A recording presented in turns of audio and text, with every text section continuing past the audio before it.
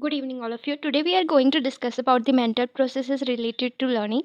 Um, Here, after going through this unit, you will be able to develop an understanding of mental processes related to learning, to develop an understanding of nature and concept of thinking, to acquaint the learners with the different types of thinking. Psychology deals with the study of the mental processes, which includes how people think, perceive, remember, and learn. Thus, it is concerned with internal processes such as thinking, memory, imagination, reasoning, etc.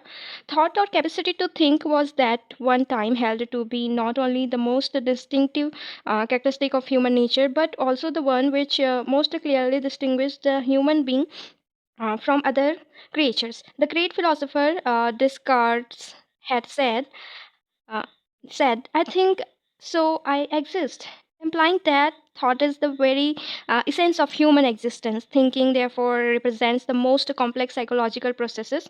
Most of the things in the world produced by man are the products of his thinking and reasoning abilities. Even to understand, appreciate, or use the things developed by man, one has to employ the powers of thinking and reasoning. Thus, powers of thinking and reasoning may be considered to be essential tools for the welfare and meaningful existence of the individual as well as the society. Learning not only involves thinking processes but also retaining or storing the acquired material, also retrieving and remembering the related material. It is known fact that we neither retain nor remember everything that has been learned or experienced. This phenomenon of losing is evidenced by our inability to remember what we have learned, and this is known as forgetting. Thus, in this unit, we will try to learn something about thinking, reasoning, memory, and forgetting, which is an integral part of human behavior. Then we are going to now discussing uh, thinking. Concept of thinking. Thinking is a complex process which involves manipulation of information as we form concepts. It also engages in problem solving, reasoning, and making decisions. Thinking is an higher cognitive function, and the analysis of thinking processes is part of cognitive psychology. Thinking is a pattern of behavior in which we make use of internal representations, symbols, signs, etc. of things and events for the solution of the some specific purposeful problem. Then definition. Ross, thinking is a mental activity in its cognitive aspect. Kolesnik said thinking is a reorganization of concept. Woodward said thinking is mental exploration for finding out the solution of a problem. Then characteristics. It is one of the most important aspect of one's cognitive behavior. It depends on both perception and memory. Thinking is a mental process which starts with a problem and concludes with its solution. It involves trial and error, analysis and synthesis, foresight and hindsight. It is a symbolic behavior. It is a cognitive activity. It is a it is always directed to achieve some purpose. It is different from daydreaming and imagination. It is a problem solving behavior. There is a mental exploration instead of motor exploration. For example, if a person gets locked in a room and loses his key, and he starts searching for them in different places, then this becomes motor exploration. But if he tries to think of different ways of how he can get out of room, then this becomes mental exploration, that is thinking. Thinking is a symbolic activity, that is engineers use mental images and symbols to design the plan for buildings. So now we are going to discuss about tools of thinking. Here, percepts, images or object, concepts, symbols, and signs, and last one, language. In percepts, a mental impression of something perceived by the senses, viewed as a basic component in the formation of concept, is called percepts. Percepts are recognition and interpretation of sensory stimuli based chiefly on memory. Thus, the percept is a perceived form of external stimuli. The percept also binds sensations from all of the senses in a whole. Second is images or object. Often images are used as an instrument of thinking. These images may be Images of personal experiences of objects, persons, or scenes actually seen, heard, or felt. These mental pictures symbolize actual objects, experiences, and activities. Then we are going to discuss about the concept. A concept is a general idea that stands for a general class and represents the common characteristic of all objects or events of this general class. The concept formation saves our efforts in thinking that is man is mortal. You do not perceive a particular man but mankind in general, that is including women. This is a generalized man is a concept. Then we are going to discuss about symbols and sign. This represents and stand for a substitute for actual subjects, experiences, and activities. That is traffic light, railway signals, school bell, songs, slogans, etc. stand for symbolic expression. The symbols and signs stimulate and economize thinking. They tell us at once what to do or how to act. Then in language, it serves as only as a link for intercommunication, but also act as a tool for thinking. It consists of word, therefore uses symbols. Sometimes we use gesture in our language when one is listening, reading, or writing. One is stimulated to think. Language is the most effective and developed tool for the process of thinking. Then types of thinking. First one is convergent thinking, second is divergent thinking, third is critical thinking, fourth is reflective thinking, and fifth one is lateral thinking. Here convergent thinking proceeds on the assumption that there is one single best solution to any problem, and also that the solution can be arrived at on the basis of the existing knowledge. Thus, convergent thinking involves the direction of all thought process in one single direction.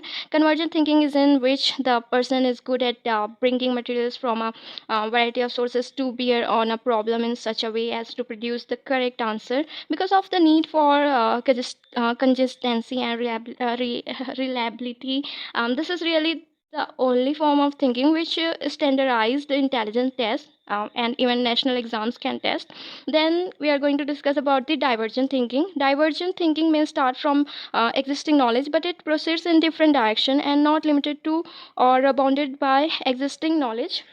At times, divergent thinkers may question and doubt the adequacy of existing knowledge. This type of thinking may start from a common point and move on outward into a variety of perspectives. When fostering divergent thinking, teachers use the content as a vehicle to prompt diverse or unique thinking among students rather than a common view. Divergent thinking is also creative thinking. It generates something new or different. It involves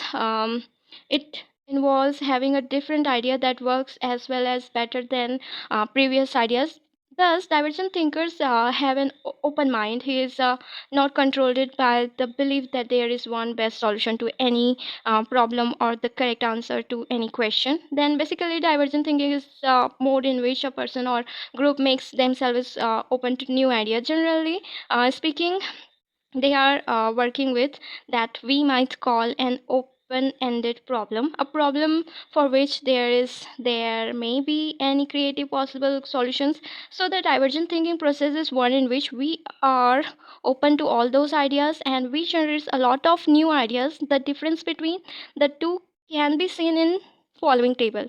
In convergent thinking, non-creative people have convergent thinking produces single correct answer.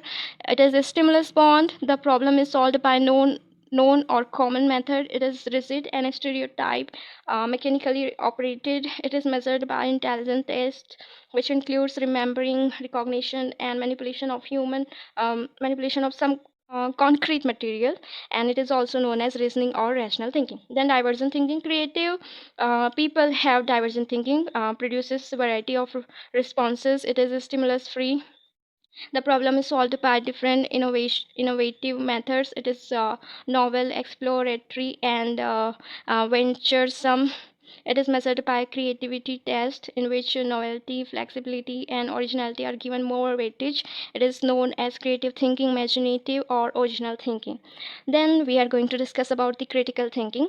In critical thinking, it assesses the worth and validity of something existent. It involves precise, persistent, objective analysis. When teachers try to get several learners to think convergent, they try to help them develop common understanding. Um, Norris Stephen P.